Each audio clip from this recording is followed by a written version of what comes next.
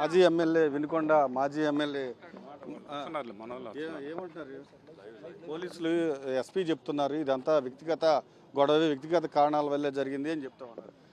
ఇది పూర్తి స్థాయిలో రాజకీయంగా నాతో పాటు కలిసి తిరుగుతుండనే అభిప్రాయంతో, నాకు నా మద్దతుదారుడనే అభిప్రాయంతో వాళ్ళు కిరాతకంగా నరికి చంపినటువంటి పరిస్థితి.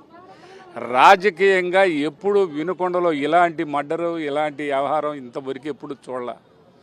రాజకీయంగానే ఆ విధంగా మర్డర్ చేయటం చేసి పూర్తి స్థాయిలో ఎంతమంది ప్రజలు ఉన్నారు, ఎంతమంది రాత్రి కూడా ఇదే పోలీసులు ఉన్నారు, కానీ రోడ్డు పైన నరుగుతూ ఉంటే ఎవరు స్పందించిన పరిస్థితి ఎట్లా చూస్తారు?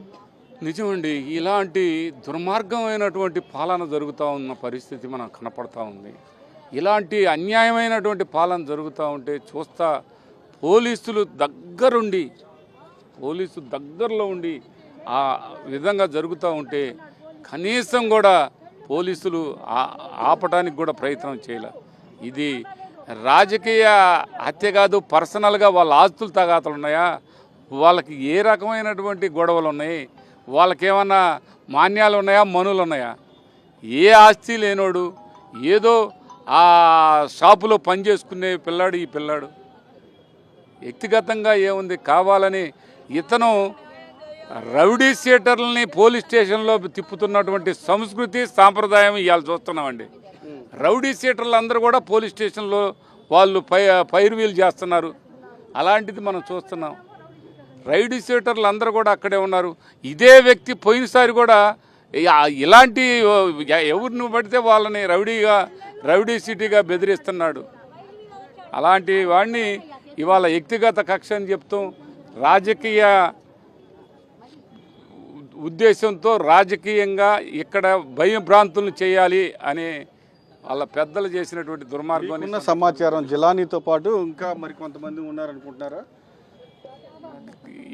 ఎలాంటి పరిస్థితుల్లో కూడా వాళ్ళ ఆలోచనలు ఆపని పక్షంలో పూర్తి స్థాయిలో తగిన విధమైనటువంటి పరిస్థితిని ఎదుర్కొంటారు. ఎక్కడ కూడా సందేహం లేదు. నెల రోజుల నుంచి వరుసగా మీ నియోజకవర్గంలో దాడులు జరిగినాయి.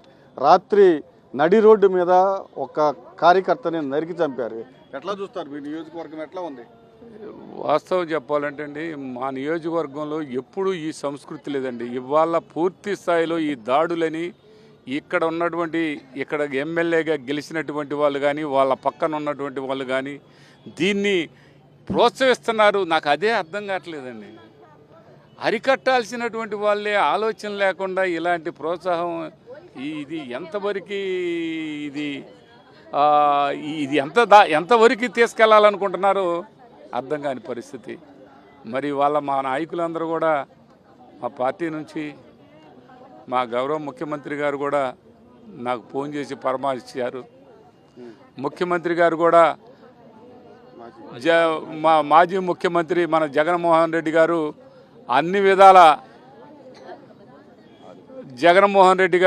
విధాల వారి కుటుంబం దాకా వచ్చి వారి కుటుంబంలో వాళ్ళ వాళ్ళని పరామర్శించేదానికి వచ్చి వాళ్ళకి ఆర్థికంగా కూడా సహాయం చేస్తానని కూడా చెప్పడం జరిగింది.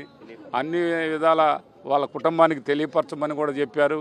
అందుకే మళ్ళీ వచ్చాను అని కూడా మీ అందరికీ సందర్భంగా తెలియపరుస్తున్నాను. సేపటి క్రితం ఎంపీ మిథున్ రెడ్డి పైన కూడా దాడి జరిగింది. రాళ్ళూరు గారు ఎట్లా చూస్తారు? ఈ విధమైనటువంటి సంస్కృతి, మిథున్ రెడ్డి లాంటి ఒక మంచి ప్రజాసేవకుడు, అంత మంచి ప్రజాసేవకుడు, ఎంపీగా గెలిచినటువంటి వ్యక్తి, ఆయనకే ఈరోజు ఆ విధంగా ఆలోచన చేస్తున్నారంటే ఇంతకంటే దుర్మార్గం ఏముందని ఇది మేము పూర్తిగా ఖండిస్తున్నాం.